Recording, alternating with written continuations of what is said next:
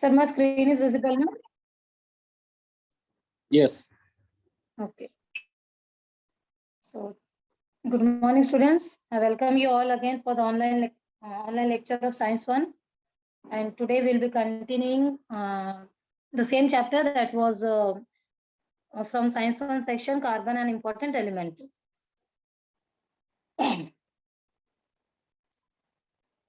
Now, yesterday we have discussed too much about carbon, how carbon is versatile, how carbon is it is having various characteristics like catenation property, tetravalency, and before that we have also studied about the occurrence of carbon, where does it occurs, then whether it is a metal or a non-metal. It is a non-metal. Okay. Then we have also seen the electronic configuration. The electronic configuration was 2 and 4. And since the outermost shell of the carbon atom consists of 4 electrons, therefore the valency of carbon becomes 4. And hence it is also known as tetravalent. Tetra means 4. As we all know, mono means 1, bi means 2, bi, tri means 3, and tetra means 4. So this tetravalency help carbon to form various compounds by combining with other elements. Then we have also seen carbon. When we make a list of our daily chores, whatever we do throughout the day, and what are the things which we use. So at the last we come to know that many of the things which we use or which are related to our daily lives, it consists of the carbon element. Somehow, though you cannot see it very clearly, but eventually, if you'll go in deep, you will come to know, all those things, all the substances, materials, whatever we use, they mainly consist of carbon only. Apart from that, we have seen carbon occur in free state and combined state. Free state, one of the form we have studied, crystalline form, that was the diamond, and rest two we will be studying today. These were the free state. But for combined state, the word itself indicate combine means what? To combine with some other element. So there are many things which carbon forms by combining with other elements, and hence those carbon compounds are called as those carbon product, or that carbon is known as combined carbon. So they are the carbonates. They are also the organic compounds, carbon dioxide gas, various things are there. So after that, we have also seen the properties of crystalline forms. The properties where the crystalline form of carbon, or the amorphous form of carbon, it has a regular or definite arrangement of elements, a definite arrangement of atoms, and they have a proper shape. They have very high melting point and boiling point. And I told you also about the boiling point of diamond. So one, we have studied the crystalline form yesterday, that was the diamond. And we have seen also how diamonds where diamonds are found, what is the structure of diamond, what are the uses of diamond. This we all have seen yesterday. So I hope whatever the questions I gave yesterday, you have revised it. And if you were supposed to go through them at once also, no? So I'm pretty sure you all may remind whatever that was learned in the yesterday's lecture. So moving from diamond, the next crystalline form of carbon is graphite. Next crystalline form of carbon is graphite. This you can find on page number 140 on your textbook. It will be very good if you all have your textbook, though the screen might help you. But if you carry your textbook. It is very, very good. That is the best thing to study. So the second crystalline form of carbon is graphite. Let us know about graphite, where graphite is formed, what is the structure of graphite, what are the properties of graphite, and what are the uses of graphite. We'll be studying this. First, I would like to insist you, okay, please observe the the pics of graphite, whatever that is shown below the screen. So, isn't it looking very shiny and black in color and slippery also? Slippery also. So, this is graphite. Graphite is found in natural state, pure state, natural state, without any adulteration in Russia, New Zealand, America, and India. The lead used in pencil is made by mixing graphite with clay. All of us use pencils. Yes or no? We use pencil. Most of the students, they eat also that lead. That is very bad. Huh? That is very bad, and it is toxic to some extent. You should not do that. Many children have that habit. So what is it actually? It is the lead which is made by mixing this graphite with clay. And this process was discovered by Nicholas Jacques Conti in the year 1795. Which process? Mixing graphite with clay and using it in pencil. This process was invented by Sir Nicholas Jacques Conti in the year 1795. Now the structure of graphite, as we have seen the structure of diamond also, likewise the structure of graphite also. The same figure is been given on page number 140, 13.3. And what are those? These are all carbon atoms, the black dots one. If you see all the dots, and if you try to make all the dots join together, you will get a particular shape. And many of you would be able also to answer that shape.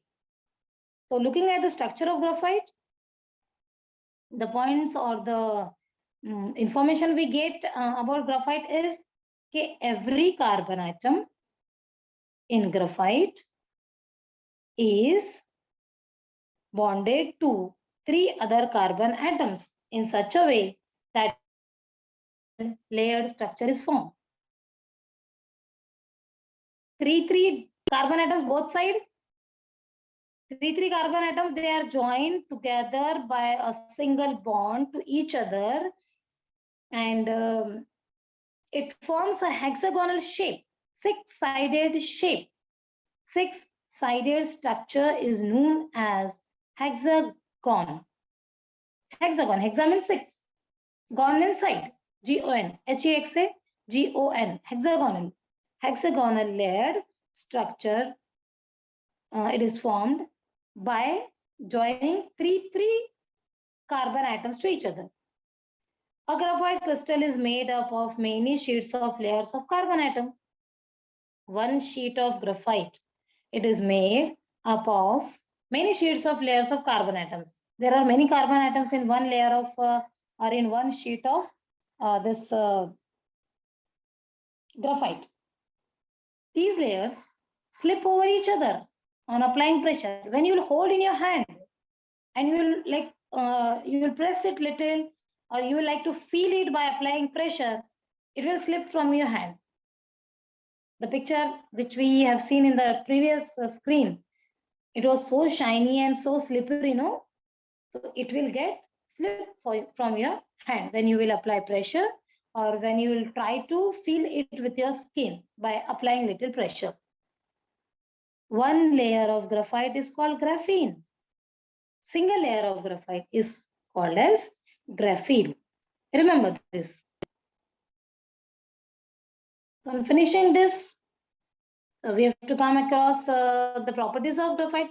But before that, I will explain you one activity though it is not included for this year in your syllabus, but I will try to make you understand it. It is on page number 141. A simple experiment which we can do in our home also, because we all have those things. Pencil we have, electrical wires we have, battery we have, cells we have, small bulb also we can get, a lighting bulb, water, kerosene, etc. Anything, both one of them. Test tubes, lead, pencil. What do you have to do? Remove the lead from a pencil. Remove the lead from a pencil and fill it with your fingers. What color it is? It is black, grayish black. Try to break the lead with your hand. Okay? Assemble the apparatus as shown in the figure. Figure 13.4. You have to assemble, you have to prepare or arrange the apparatus as shown in 13.4. Start the electric current in the circuit. Observe what you find. When you will connect bulb and connect the bulb with the wire and that wire with the battery, definitely that bulb will glow if the cell is working and if the light is also working, because electricity will start passing through it. And two ends of that wire, with the help of a clip, we will clutch it to the lid of the pencil. Take some water in a test tube, take some kerosene in another test tube, put lead dust in both the test tube. What do you find? Kerosene and water, lead dust. When you sharp the pencil, you get the dust of the lead, no? So put that dust in water and put that same dust in another test tube which is filled with kerosene. What do you find? What will you find? In water, we will be able to see the lead dust, whereas in kerosene also we will be able to see, but it will float on it, and in water it will get settled to the bottom, or it will change the color also. So this is the activity which I wanted to let know. Second is then about graphite is the properties of graphite. What could be the properties now then? We have seen one, it is slippery, it is brittle. Brittle means when it falls on the ground, it may break. Pencil lead also break, no? So graphite is found in nature. It is black, soft, brittle, and slippery. Inside each layer of graphite, free electron move continuously within the entire layer. That is why graphite is a good conductor of electricity. Inside each layer of graphite, it has one layer of graphite is known as graphene. So inside each layer of graphite, all the layers of graphite, there's a gap. There's a gap, or the layers are loosely attached or loosely arranged to each other. So there's a place for electrons to move continuously between those available space. There's a place for electrons to move. Whereas in case of diamond, the atoms are closely packed together. Atoms are closely packed together and there's no place for electrons to even move from their place. So there's no any question of conduction of electricity with in case of diamond. But here in graphite, the layers are loosely arranged and there's a place for electrons to move. And that is why graphite is a good conductor of electricity. Now, this point we have come to know this way also. And when we will perform that experiment on page number 13.4, at that time also, if the bulb glows, ultimately we'll get to know graphite is a good conductor of electricity, because electricity has been passing from that lead also. No? The circuit is made, and in the circuit, in the overall circuit, the this electrons move. Then, due to the layered structure, graphite can be used for writing on paper. Yes, layered structure. We can use it for writing on paper. Now there are lead are also of different sizes and shapes. Normal pencil, we sharp it and write. But some pencils are there which are like pen only, and when you squeeze the button of that pen, the lead comes out slowly. One lead is like very sharp needle like. Then another one is also there. Sometimes it is little thick. It is little thick. So due to the layer structure of graphite, it is possible for writing on paper. The density of graphite is 1.9 to 2.3 gram per centimeter cube. Density of graphite is 1.9 to 2.3 gram per centimeter cube. Its thickness. Then graphite does not dissolve in most solvents. Hai na? Solvents, I told you what are solvents. And solute. Solvent, solute. Solvent is the one in which we try to dissolve the another substance. And another substance is the solute. Like if I have water, 1 glass of water, and I have one candy in my hand, candy, sugar candy I have. I want to put that candy in the water and I want to see whether it dissolve or not. So that is another part. But actually there the water is solvent and that sugar candy is solute. Remember this. So graphite does not dissolve in most of the solvents. This point was remaining, but I have told you. So these are the properties of graphite. Now let's move to the uses of graphite. Okay, let us take them one by one.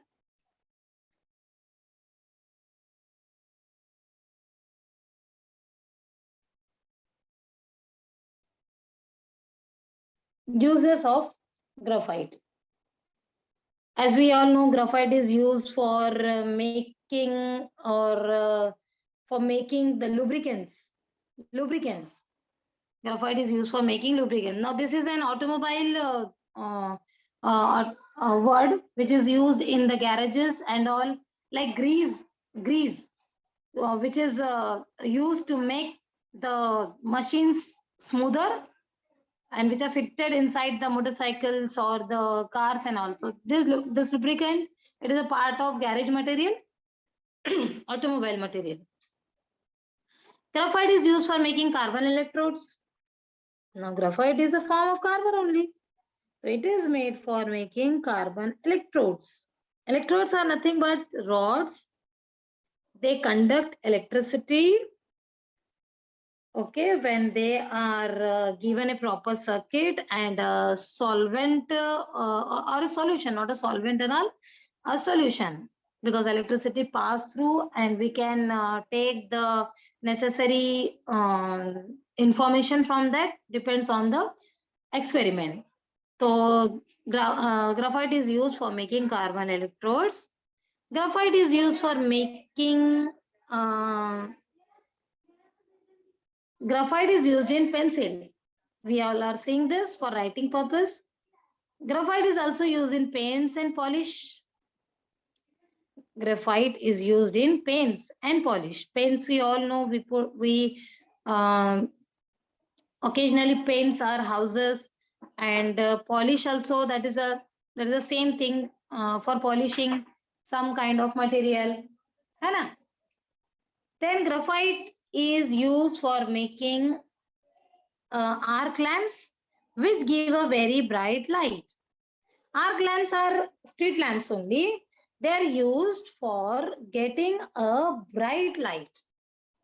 Getting bright light. Arc lamps. Arc lamps are those which gives a very good amount of light. It gives a very good amount of light. Okay. Then So these were the uses of graphite. Let us rewind one more time. I'll just read out. Graphite is used in pencil for writing, the first one. Second one, graphite is used in paints and polish. Third one, graphite is used for making lubricants. Fourth one, graphite is used in arc lamps, which gives a very bright light.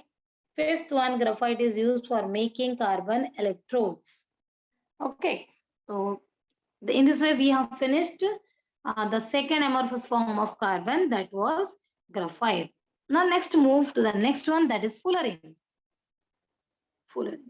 I hope you can see the same figure in your textbook, page number 141. This is fullerene. It is also an electrode. We are studying the free electrodes or the free state of carbon. So two we have completed. That one was the diamond. The second one was the graphite, and the third, which we are moving to, is the fullerene. It can be asked in your exam. Okay, what are the forms of crystalline carbon? Different forms of crystalline carbon. What are the three forms of amorphous carbon, crystalline carbon? So you should be able to answer this question.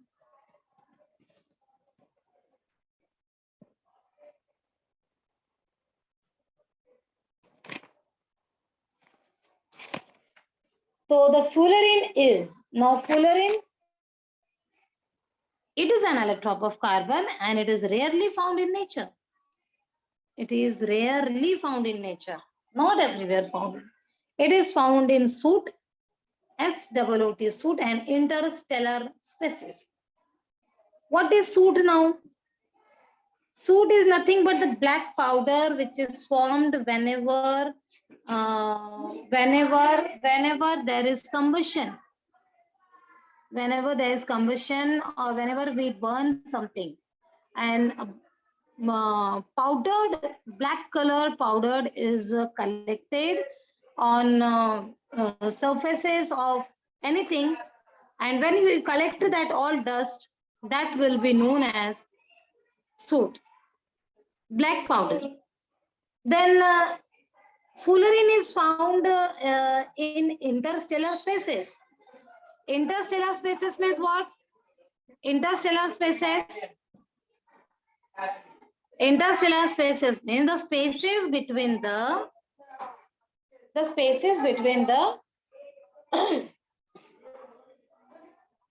stars. The spaces between the stars. Okay. The space.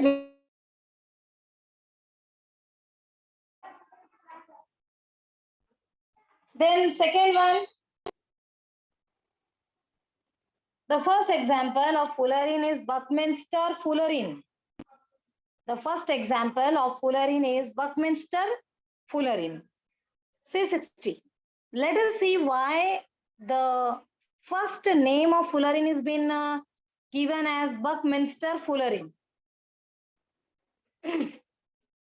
This allotrope of carbon is named fullerene after the architect Richard Buckminster Fuller, because the structure of C60 resembles the structure of the geodesic dome he designed. This allotrope is known as of carbon is named as fullerene. Why? After the architect. Architect means what? Architect means what? Architect is a person who designs a building. Who designs a building. So fullerene, the name, it is given the name Buckminster fullerene because there was one architect, Richard Buckminster Fuller. There was one architect, Richard Buckminster Fuller, and he has designed the building which was having a dome shape. Dome shape means a round shape, like mosque have, like a gurudwara have, है ना? Dome shape, a rounded one, like a leaf of a peepal tree. It is also, sometimes you can call it as a dome shape only. So since that building was designed by Buckminster Fuller, And this particle of fullerene is also having a dome shape, rounded shape. So therefore, the name was given as Buckminster Fullerene. Then the name was given for someone else, but actually the work which was done for the invention or for the discovery of fullerene, those people are Harold Kroto, Robert Kull, and Richard Smalley.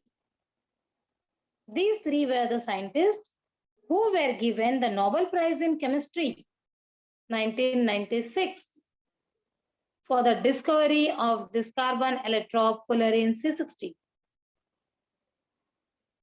Three scientists, they have been given the Nobel Prize. The Nobel Prize, it is a privilege. Nobel Prize, it is the highest award at an international level. And it was awarded for the discovery of fullerene C60 to the scientist Harold in the field of chemistry, to Harold Kroto, Robert Kull, and Richard Smalley. Okay. It was for C60. C60, C60, C70, C70, C76,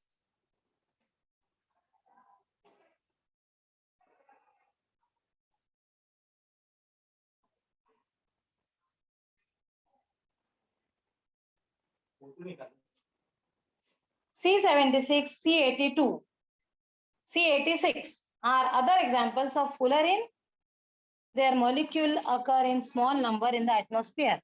These ones, the C60, C70, C70, their molecules occur in very small amount in the atmosphere. C76, C82, C86. Okay, so these are the other names of fullerene, or their number of fullerene. C60 was invented by those three scientists, for which they were awarded, for those which were awarded, they were awarded with the Nobel Prize. So these molecules, they occur in a very small number in soot. Okay, so this was about the structure of fullerene.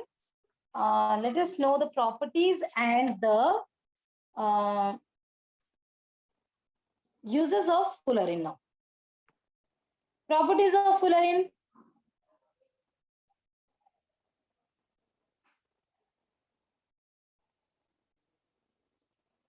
Molecules of fullerene are found in the form of buckyballs and buckytubes. Buckyballs, they have a ball shape. So their molecules are also occur like buckyballs or buckytubes. There are about 30 to 900 carbon atoms in one molecule of a fullerene. There are 30 to 900 carbon atoms. There are 30 to 900 carbon atoms in one molecule. One fullerene molecule consists of 30 to 900 atoms of fullerene. Fullerenes are soluble in organic solvents, natural solvents, and such as carbon disulfide and chlorobenzene. Carbon disulfide and chlorobenzene. It is soluble. The molecules of fullerene are soluble in carbon disulfide and chlorobenzene. So this was about the properties of fullerene. Let us move now to the uses of fullerene. There are few uses of fullerene.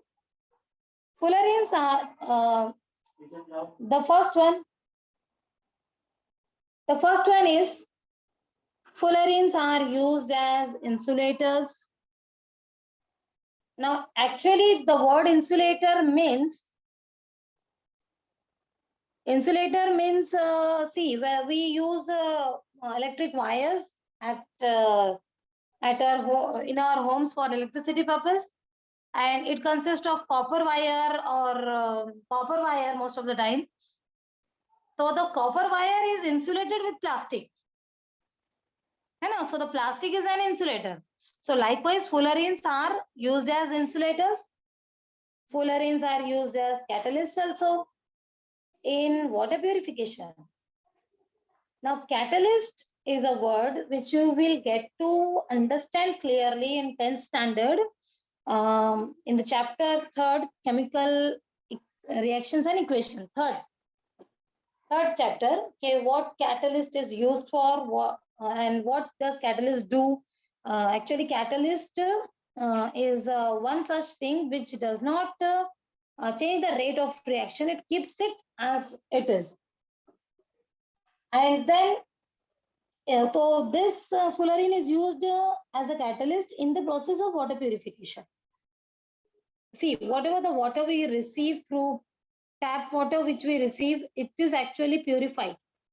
It is actually purified, and then it is allowed to flow through big pipes and through cities, villages, whatever and however the connection would be. But before releasing it to the public place, they are first purified over there, and then it is released.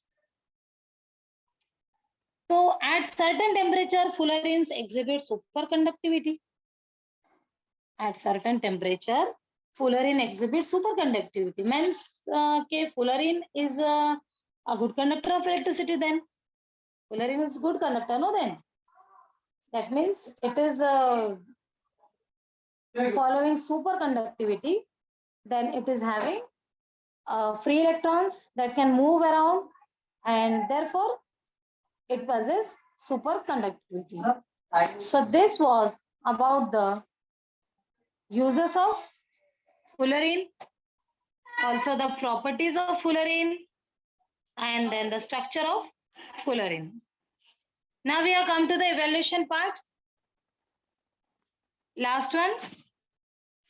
So let us see what are the questions given here. And today, since we have time, I will try to read out and explain you also at the same time.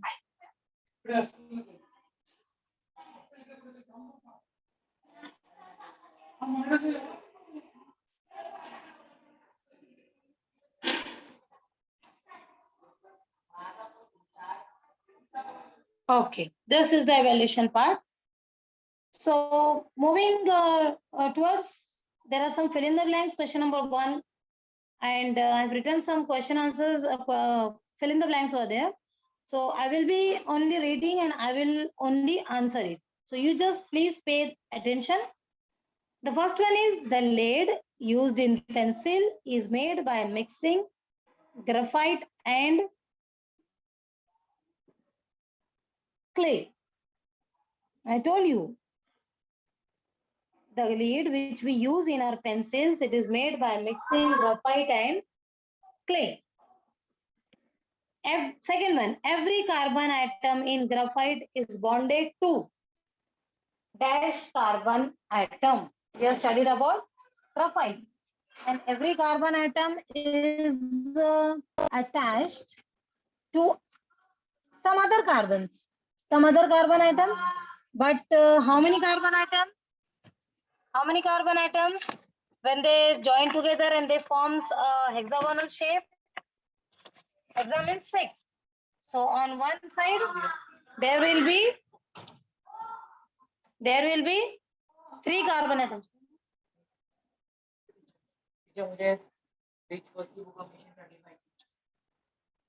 One layer of graphite is called graphene.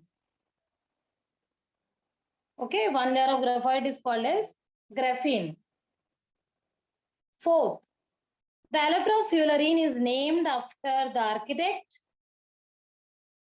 Richard Buckminster Fuller, Fuller. Okay, then the long answers are: first one, from question number 2 is state the uses and properties of graphite. So let us move first with the properties of graphite, as we have seen, and I have explained you well. Properties of graphite are as first one, graphite, which is found in nature, it is black, soft, brittle, and slippery.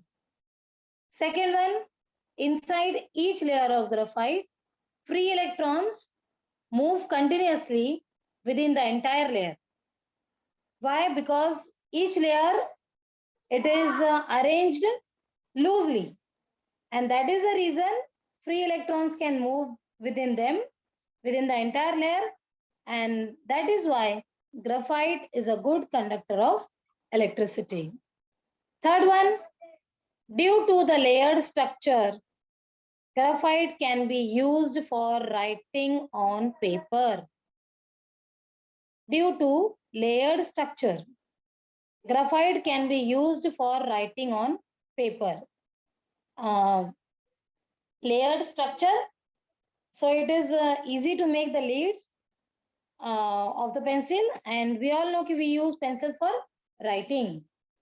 Fourth one, the density of graphite is 1.9 to 2.3 gram per centimeter cube. The density of graphite is 1.9 to 2.3 gram per centimeter cube. Fifth property and the last one is graphite does not dissolve in most solvents. Though graphite is following conduction of electricity, it is a good conductor of electricity, but it is not like it will dissolve.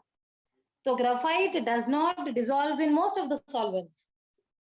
Most of the solvents, graphite does not dissolve. Maybe it is due to its hardness.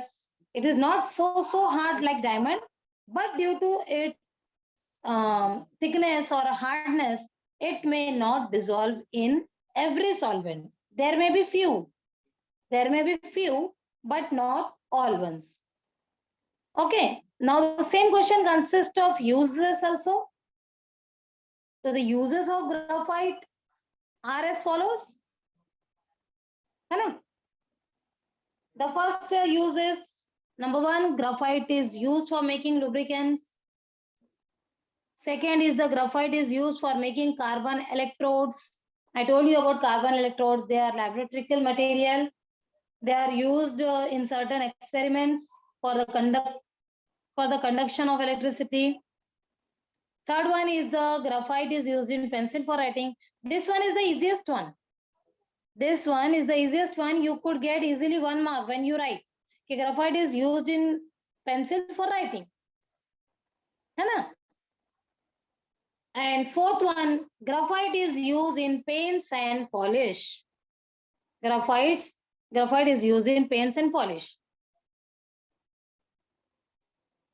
Fifth one, graphite is used in arc lamps, which gives a very bright light.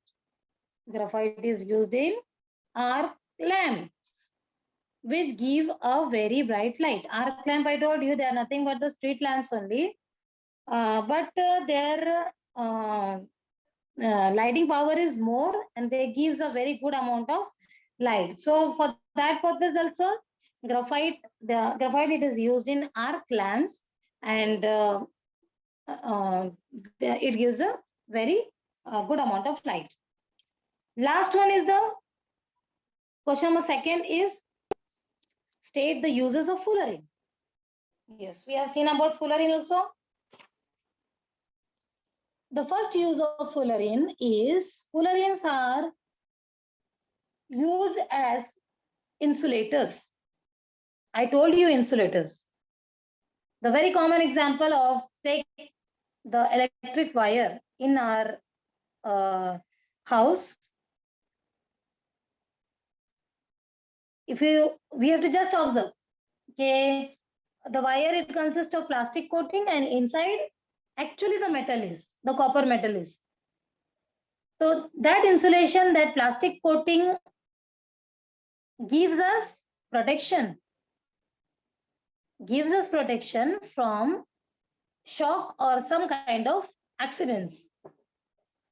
But we should never touch wires unnecessarily. Suppose if any of the part from somewhere it has got melted or cut, so it could be dangerous, and it could give more amount of shock whoever getting it touched by mistakenly also. So we should never play with those things, electrical appliances. We should be very careful with those.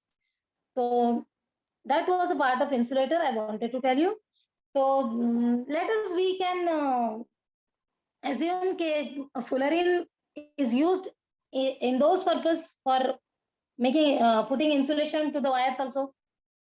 Second one, fullerenes are used as catalyst in water purification. I discussed it earlier also, but in short, I will say now. A catalyst means what? Catalyst is a one kind of thing or substance or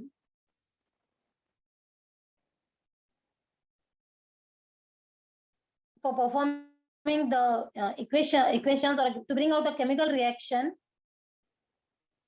It does not change the rate of reaction, and that one is known as a catalyst, and it is used in water purification. Okay. Then the last one, at a certain temperature, fullerene exhibits superconductivity. Certain temperature. In short, we can say, if you write like also, fullerene is a good conductor of electricity, that is also good. And if you write K at certain temperature, fullerene exhibits superconductivity, it is more than good enough. It is more than good because it is in proper wordings. Both you can write. Okay. So these were the uses of fullerenes. And in this way, we today have completed with the crystalline forms of carbon. And the next topic would be the non-crystalline form or the amorphous forms of carbon. This was the crystalline form. This was the crystalline form. And other would be the other name for the these were the crystalline form, the diamond, graphite, and the fullerene. And if we are supposed to meet in the next session, we will be continuing with the non-crystalline forms. And till then, we have to stop here only. And we are moving with the evaluation part also now. And in this way, this topic is completed. Thank you all for joining. And I hope all you have enjoyed. And I wish all of you a nice day. Happy learning. And stay home, stay safe. Okay, keep learning.